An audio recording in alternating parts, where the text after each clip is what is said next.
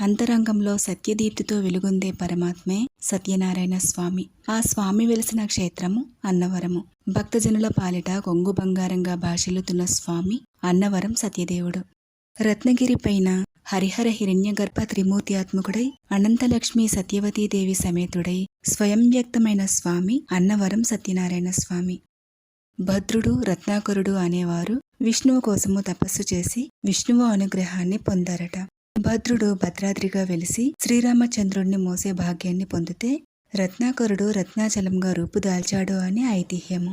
శ్రీ మహావిష్ణువు వీరవెంకట సత్యనారాయణ మూర్తి పేరుతో ఇక్కడ వెలసారట.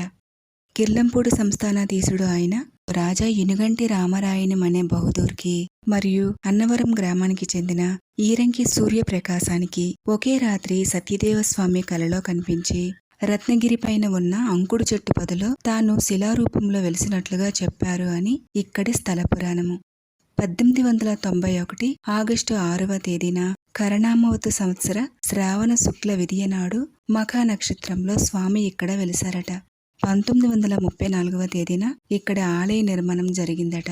ఒక క్షేత్రం మహాత్మ్యాన్ని నిర్దేశించేది దాని ప్రాచీనత మాత్రమే కాదు, అక్కడ ఉన్న దేవతామూర్తి యొక్క దివ్యశక్తి మహిమలు, భక్తుల నమ్మకము కూడా ఆ క్షేత్ర మహాత్మ్యాన్ని నిర్దేశిస్తాయి. స్వామివారికి వామభాగంలో సత్యవతీదేవి, కుడి భాగంలో శివుడు ప్రతిష్ఠితులయ్యారు. బ్రహ్మదేవుడు యంత్రరూపంలో ఆలయం దిగువన ప్రతిష్ఠితమైనట్టు చెబుతారు. ఆలయంలో సూర్యుని వెలుగు ఆధారంగా కాలాన్ని నిర్ణయించే గడియారం కూడా ఉంటుంది. ఈ గడియారాన్ని పూర్వము పిడపర్తి కృష్ణమూర్తి శాస్త్రి గారు స్థాపించారట. వైశాఖ శుద్ధ దశమి నుంచి బహుళ పాడ్యమి వరకు జరిగే స్వామివారి కళ్యాణోత్సవాలు అన్నవరం క్షేత్రంలో ప్రధానమైనవి.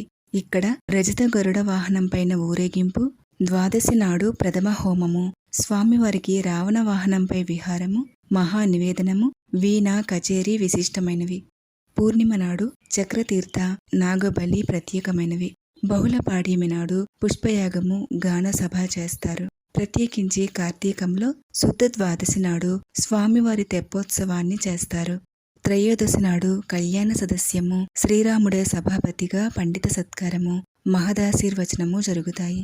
శుభకార్యాల్లోనూ ఏకాదశి నాడు సత్యనారాయణ వ్రతాచరణ తెలుగువారి విశిష్టత సంప్రదాయము.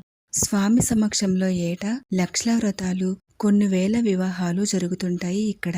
సత్యస్వరూపుడైన పరమాత్మను మనసులో నిలుపుకొని భక్తి శ్రద్ధలతో వ్రతాన్ని ఇక్కడ చేస్తారు. సత్యనిష్ట పాటించినట్లయితే సంసార జీవనం సుఖ సంతోషప్రదం అవుతుందని ఈ వ్రతం తాలూకా ఆంతర్యము. నమస్కారము.